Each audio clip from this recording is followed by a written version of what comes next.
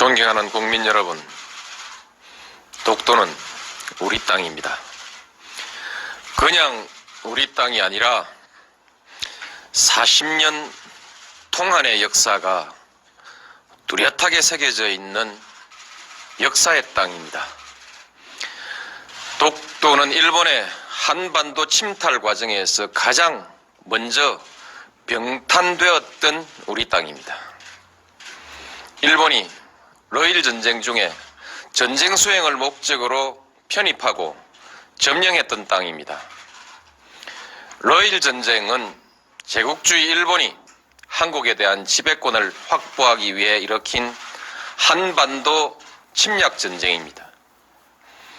일본은 러일 전쟁을 빌미로 우리 땅에 군대를 상륙시켜 한반도를 점령했습니다. 군대를 동원하여 왕궁을 포위하고 황실과 정부를 협박하여 한일 의정서를 강제로 체결하고 토지와 한국민을 마음대로 징발하고 군사시설을 마음대로 설치했습니다. 우리 국토 일부에서 일방적으로 군정을 실시하고 나중에는 재정권과 외교권마저 박탈하여 우리의 주권을 유린했습니다. 일본은 이런 와중에 독도를 자국 영토로 편입하고 망루와 전선을 가설하여 전쟁에 이용했던 것입니다. 그리고 한반도에 대한 군사적 점령 상태를 계속하면서 국권을 박탈하고 식민지 지배권을 확보했습니다.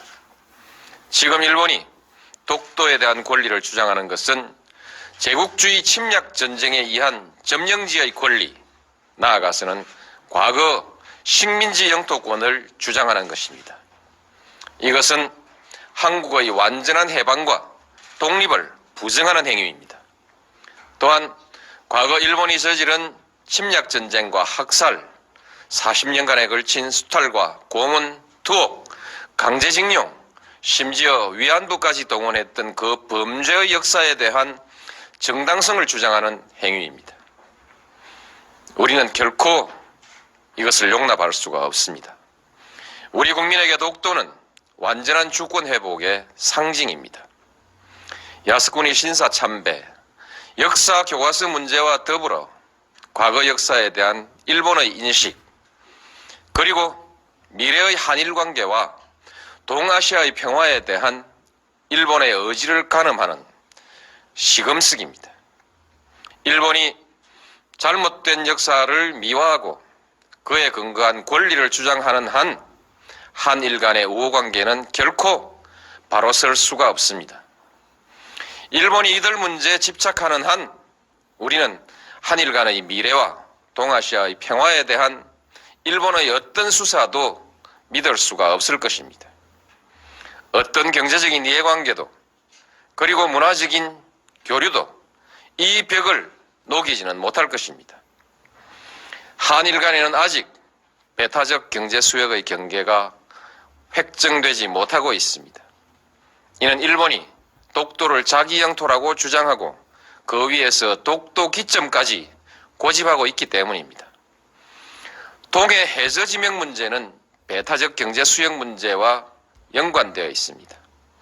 배타적 수역의 경계가 합의되지 않고 있는 가운데 일본이 우리 해역의 해저 지명을 부당하게 선점하고 있으니 이를 바로잡으려고 하는 것은 우리의 당연한 권리입니다.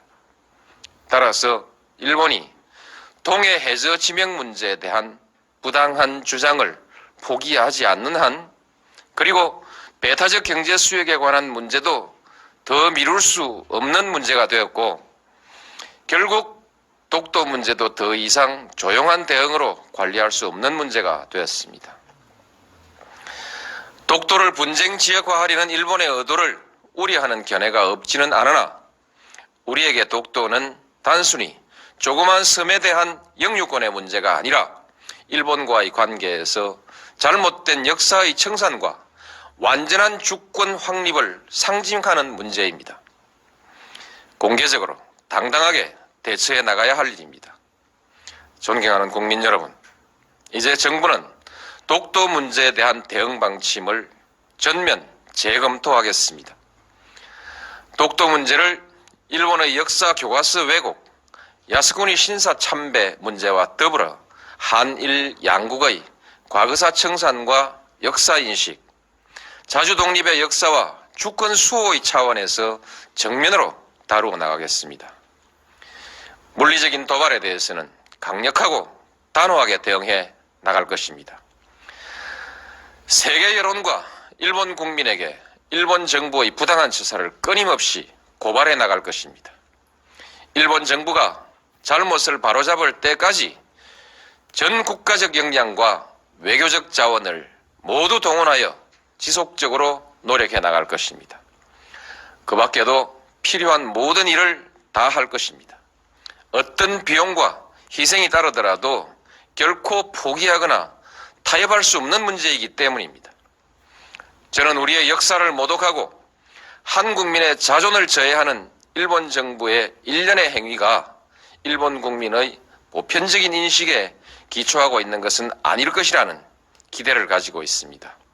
한일 간의 우호관계, 나아가서는 동아시아의 평화를 위태롭게 하는 행위가 결코 옳은 일도 그리고 일본에게 이로운 일도 아니라는 사실을 일본 국민들도 잘 알고 있을 것이기 때문입니다.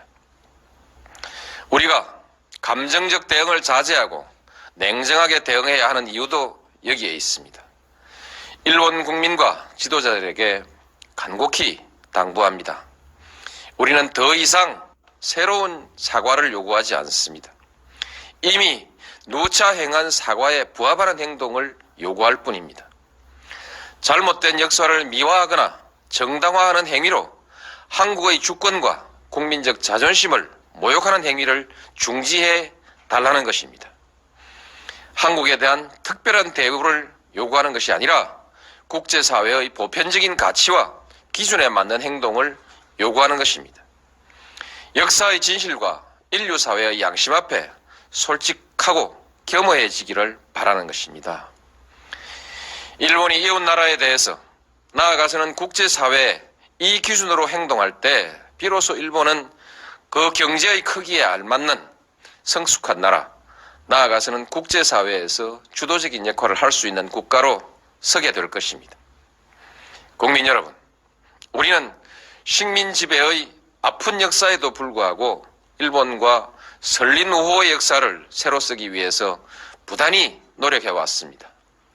양국은 민주주의와 시장경제라는 공통의 지향 속에 호혜와 평등, 평화와 번영이라는 목표를 향해 전진해 왔고 또 큰 관계 발전을 이루었습니다. 이제 양국은 공통의 지향과 목표를 항구적으로 지속하기 위해서 더욱더 노력해야 합니다. 양국 관계를 뛰어넘어 동북아시아의 평화와 번영, 나아가서 세계의 평화와 번영에 함께 이바지해야 합니다. 그러기 위해서는 과거사의 올바른 인식과 청산, 주권의 상호 존중이라는 신뢰가 중요합니다. 일본은 제국주의 침략사의 어두운 과거로부터 과감히 털쳐 일어나야 합니다.